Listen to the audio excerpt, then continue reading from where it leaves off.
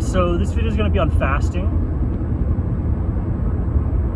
And so with fasting, what you're primarily trying to do, if you understand, people don't understand what's going on with fasting, and so it's based off of your temperament. Like if you're a super fat, long-term fasting is super rad for you physically.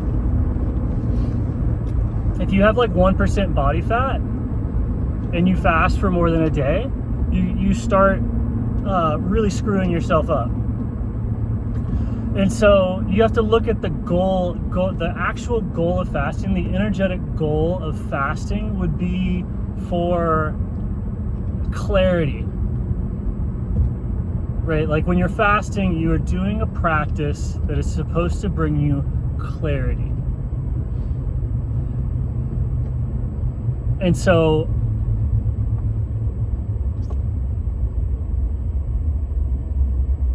like let's go in the most abstract type of fasting, and people do this sometimes, and that would be just to not want or need something that you need, right? That's what fasting is. Fasting is to stop taking in what you need, or to act like you don't need it.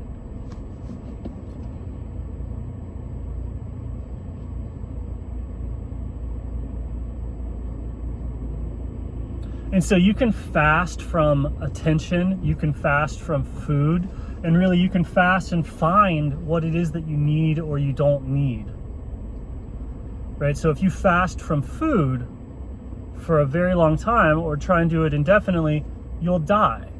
And it's the same thing from like love, attention. Like if you fast from those things, you die. And so some people will go into a cave or a mountain and fast from attention.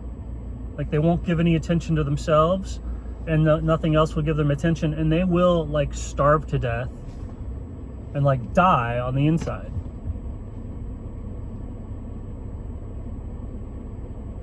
That's the death before you die.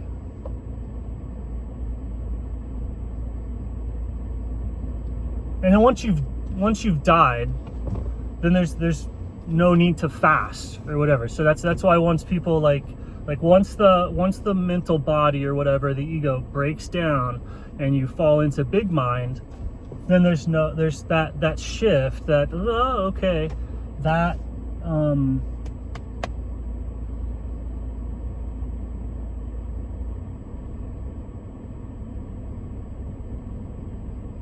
that makes the fasting kind of obsolete, because there's nothing left there to starve. Like if you fasted for so long that you died, then you don't need to fast anymore, right? So the reason that this brings about clarity is because you are a cyclical process, right? Like your heart, your all of your different types of fluid, your day, your year, you are a cycle, right? You're a cycle in electromagnetic field.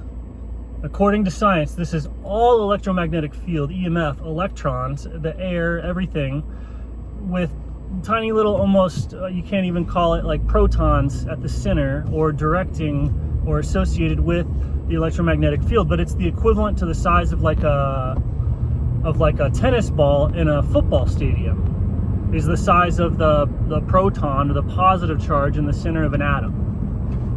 And then all around that, to the size of a football stadium, is the electromagnetic field. And the vibration or the frequency or the shape or the behavior of that electromagnetic field is why you feel air versus this thing is hard, right? But we're moving through electromagnetic field. It permeates everything. And when people are talking about the ether, people are talking about electromagnetic field that is not moving, still. And so it's like you'd have to, like, nothing's there, because things are the movement of the electromagnetic field. So what is it if it's not moving, right? It's like the definition of a thing is the movement of the electromagnetic field. What is it when it's not moving? It's still something, right? So that's ether.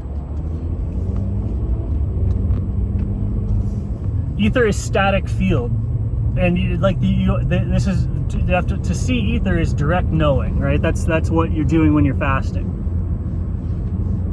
Trying to have a direct knowing, which is clarity.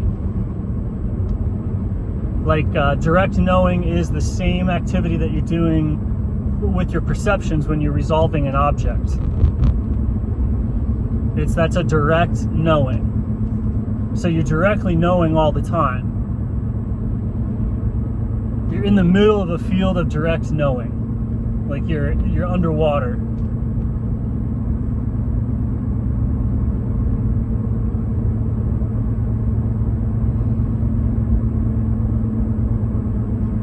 And so you can fast from needing attention from other people, needing attention from yourself.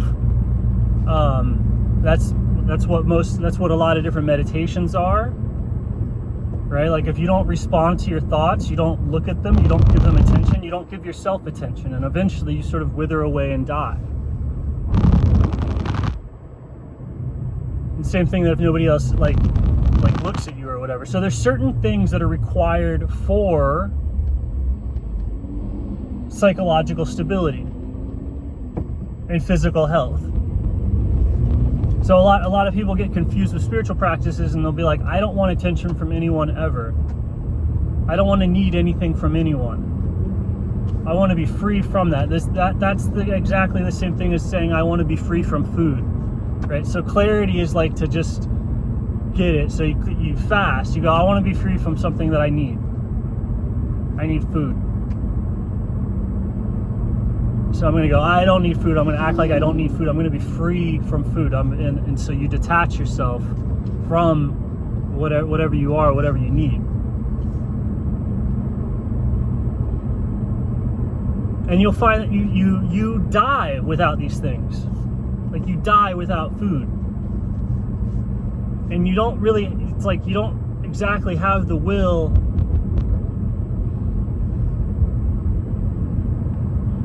to kill yourself. Do you even really want to kill yourself? Right? Sometimes people do want to kill themselves, right? So they go, I want to go meditate. Right? Anytime anybody gets into like Zen Buddhism or Eastern spirituality or things like with an ego death, these people are sad, depressed, and fundamentally suicidal. That's the only people that are attracted to spirituality. The only reason anybody ever gets interested in spirituality or fasting or anything like that is if they've seen the horror of the world to the degree that they want to kill themselves. Liberation. The whole world is suffering. Right? It's not like a true statement. It's just the Buddha saying, hey, this is an assumption that you have to adopt for anything that I'm saying to have any relevance or sense, right? That's the Four Noble Truths or any of these things. You don't have to like necessarily argue over if they're true. It's just like, this happened to me.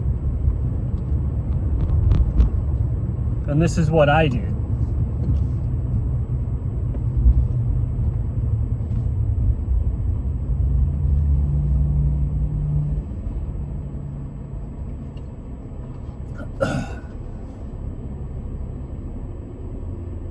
So it just calibrates you, like, right? Like I tried fasting. I have probably 2% body fat. Something's wrong with me. I can't gain weight no matter, like, I don't have the will to eat enough food or something, or I don't absorb the calories or whatever, but I can't gain any body fat. I don't know. I have no idea what my body image is. I'm probably like emaciated looking, or I don't know, look very skinny cut. Like my muscle tone is kind of there. I'm like way smaller than I used to be. So I'm like having a hard time physically existing. I'm in my 40s. It's not that bad. I'm like more athletic than I've ever been, but like I don't have time to lift. I don't really like going to the gyms, and I don't have anything at home. I just have to work. I can't do anything extra to try and pump up my muscle mass besides maybe eat enough, and I just can't. So my body fat is like close to zero. Like I can see veins in my abs. And I don't think they're varicose veins. I think I'm just like So I tried water fasting, and it's fine, and I don't have any desire for food. so I haven't been fasting for a long time because it's like, I'm like, I don't think this is healthy for me. And it was kind of, I go for a day and it's fine. And I was like, man, yeah, this is healthy, like good to not give it up. And then I got into day 2 and I started having muscle aches everywhere in my entire body. I'll probably go back again, but I had to eat today because I was in so much pain yesterday. Like I'm like fine dealing with the psychological discomfort, but like this like horrible ache in all of my muscles like started to happen. And so I like after about 12 hours of that, and it just got worse and worse and worse and worse, I kind of caved in and ate food last night, even after I had gone to bed, right? I went to bed early to just be like, oh yeah, I'll just sleep. Could not sleep because of the pain.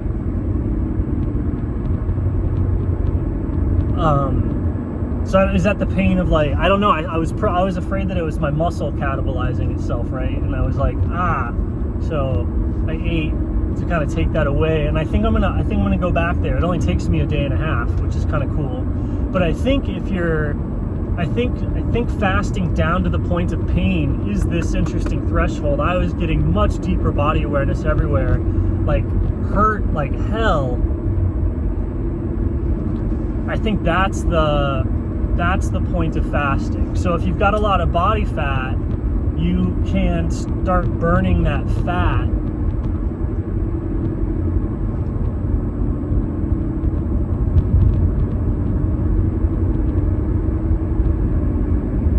And that's psychological discomfort. As the fat's burning, it's just psychological discomfort.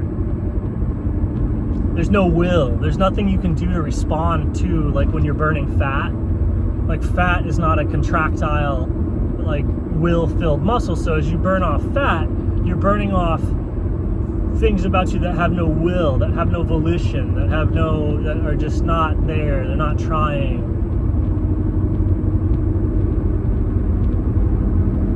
As that burns away, that's usually seen as a good thing. When you get down to the muscle layer and the body starts catabolizing the muscle, you're eating something that is contractile, something that can try, something that's under your volition. And so the fasting then connects you to your volition.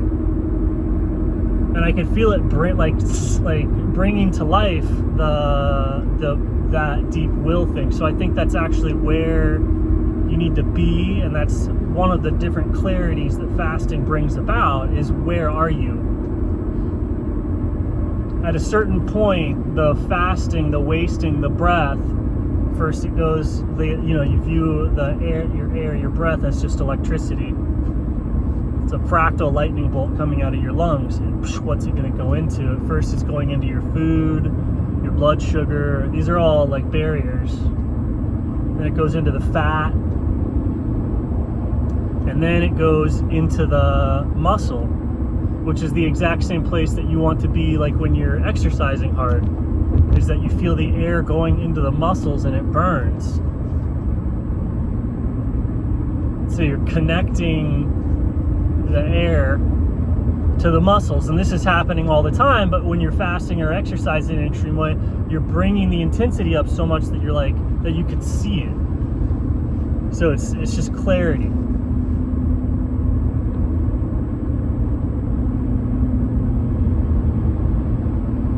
So I think you want to throw out the number and all that, and you're trying to eat in a way that makes it so that you can feel the air coming in, kind of like burning your muscle, and that starts to happen even at low levels of fasting. So if you're just not doing extreme fasting, but just like eating less, etc., like that causes enough of a shift in the body that if you're looking like mindfully, you can start to see everything. Like you can start to see everything in the body with just a little bit of breath retention. You don't need to hold your breath for 5 minutes, right? And you can start to see everything in the body just with a little bit of fasting, if you're actually listening. If you're like doing it for like social, whatever, egoic stuff, you're not actually listening, and you're just doing the method or the formula that you think will give you attention. It's like the opposite of fasting. But if you're actually fasting, so you're listening to the body, you're already listening, then when you fast, just a tiny bit of tension and you can feel the whole thing. So you can get infinite clarity. Infinite clarity would be like, I perceive the object.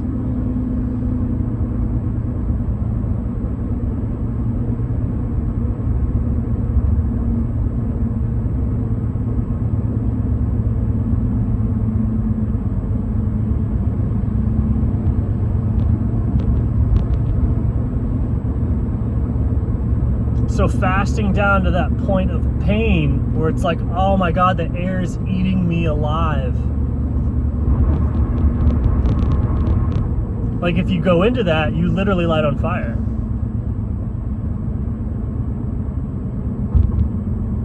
Rainbow body, you would burn into the ether.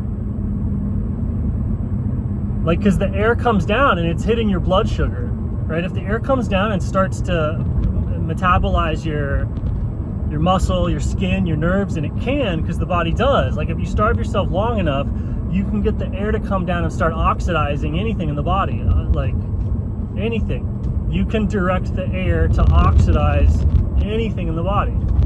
Anything can be broken down, anything can be burned.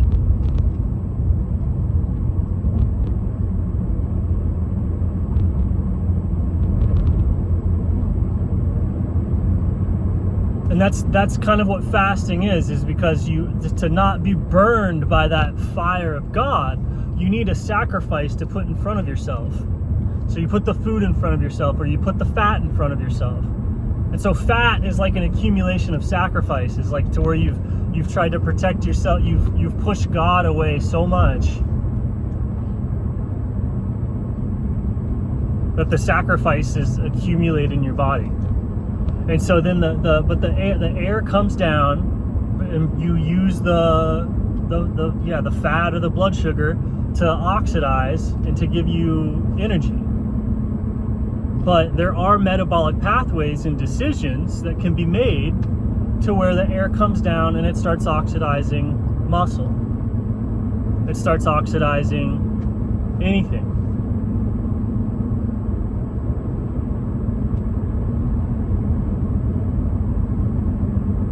And so this is a living system, right? It's like a choice. That air coming in is the same thing that gives you a choice to like turn your head or move your hand, right? So there's the deep choice to oxidize the self, to burn the self.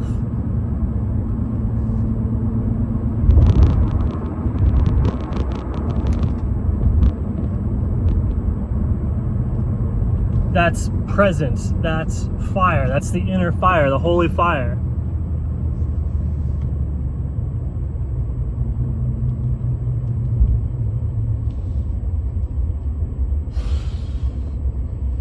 It's just this. It's just this. It's just your normal breath. Your normal breath is lighting everything on fire, and it's conscious. As you breathe in and you use the calories from your omelet to give your body the energy that it needs to perceive, like you are this metabolic fire.